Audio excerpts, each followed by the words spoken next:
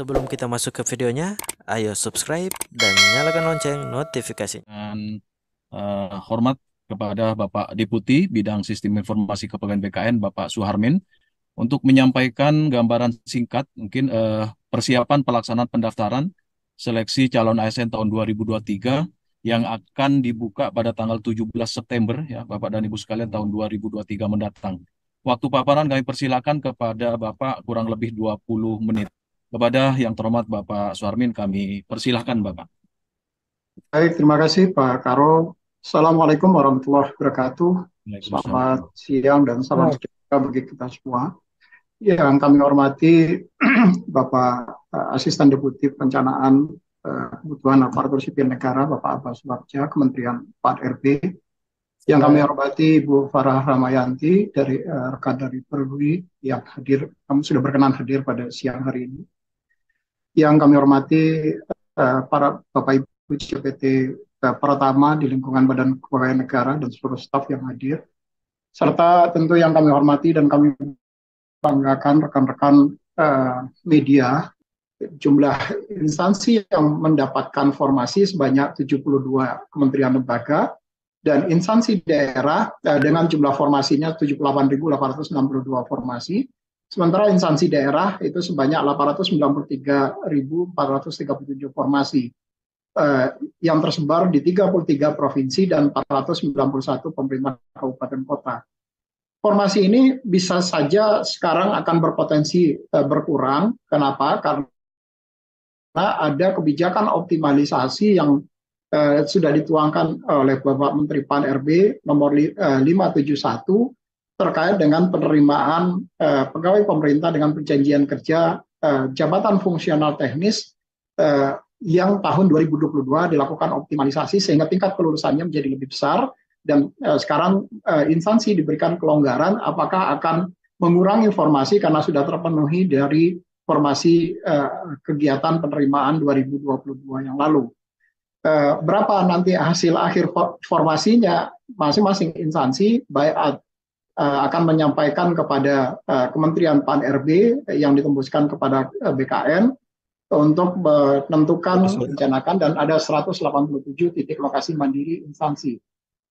Tahun ini juga nanti kami tentu akan melihat perkembangan apakah ada pelamar yang pada saat nanti pelaksanaan seleksi mereka berada di luar negeri. Nah, kami sudah rapat koordinasi dengan teman-teman di Kementerian Luar Negeri untuk memohon bantuan dari teman-teman di Kementerian Luar Negeri, terutama teman-teman di KBRI dan KJRI, untuk bisa memfasilitasi masyarakat Indonesia yang ada di luar negeri yang berminat untuk menjadi aparatur sipil negara.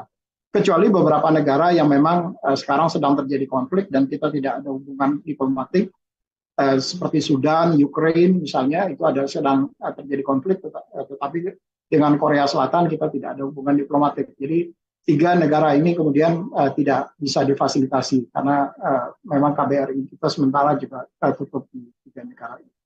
Di 2 negara dan 1 negara kita tidak memiliki.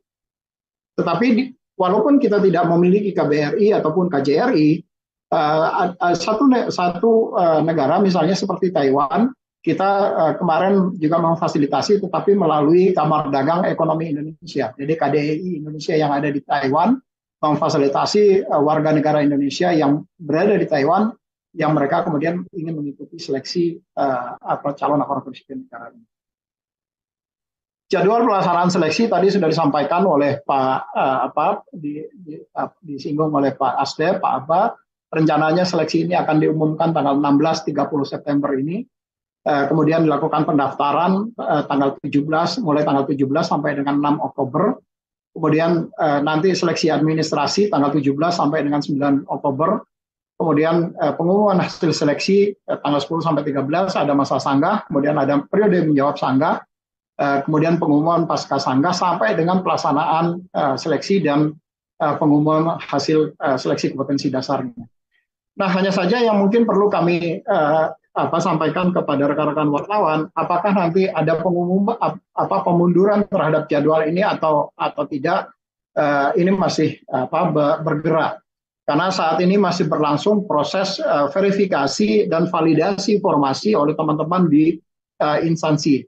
saya berharap, saya sebetulnya sudah bersurat kepada seluruh instansi, PPK instansi, untuk segera menyelesaikan verifikasi terkait dengan formasi akibat dari kebijakan optimalisasi 571, sehingga instansi diberikan kelonggaran untuk mengurangi atau tetap formasi yang telah ditetapkan oleh Pak Menteri Pan-RB beberapa waktu yang lalu.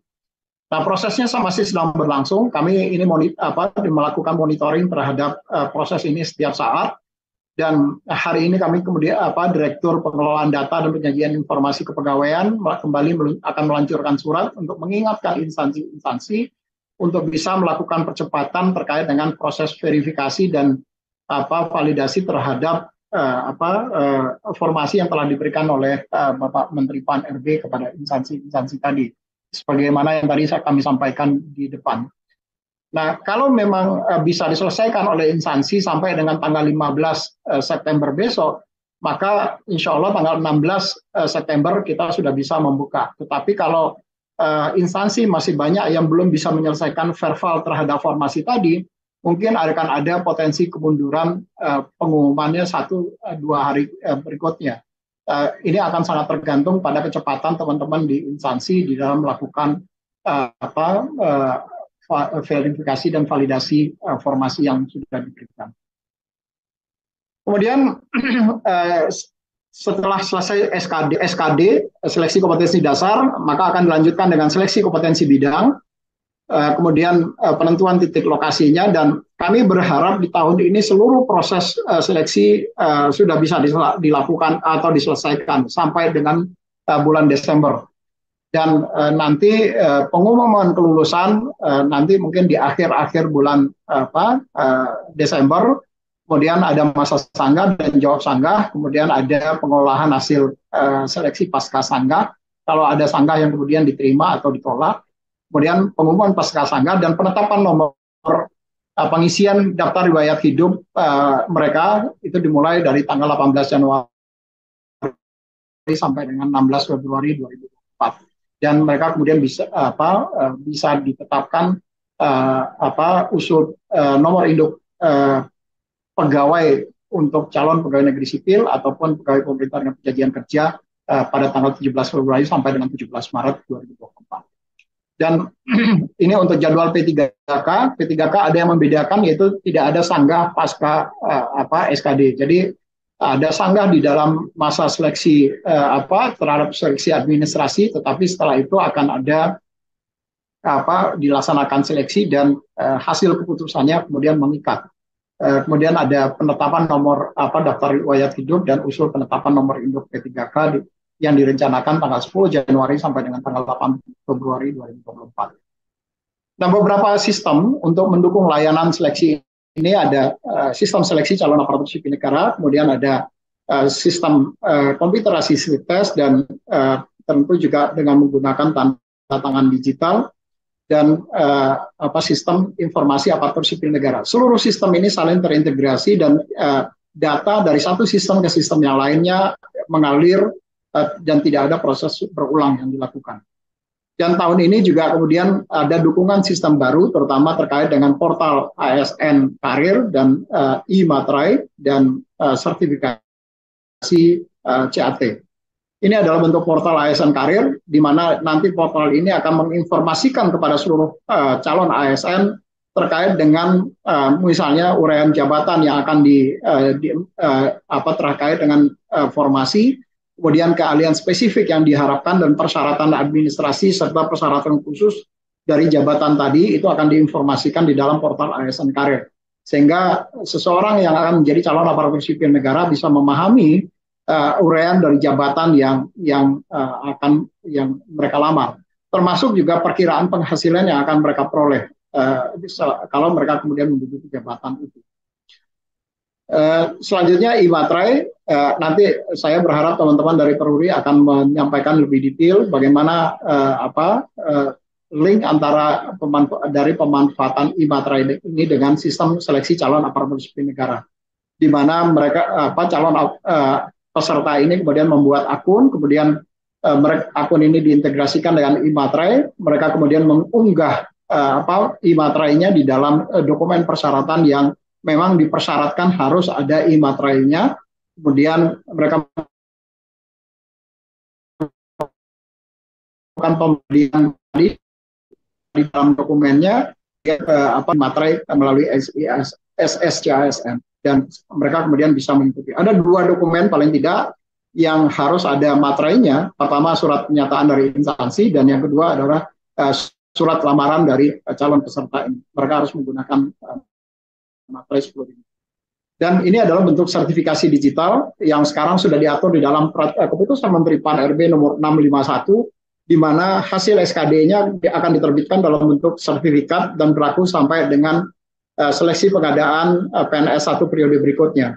Hanya saja kalau nanti peserta tersebut kemudian mengikuti seleksi lagi pada periode berikutnya di dalam Diktum ke-10 Kemenpan 651, maka nilai SKD yang digunakan adalah nilai SKD yang terbaru, dan nilai SKD yang sebelumnya itu dinyatakan tidak berlaku.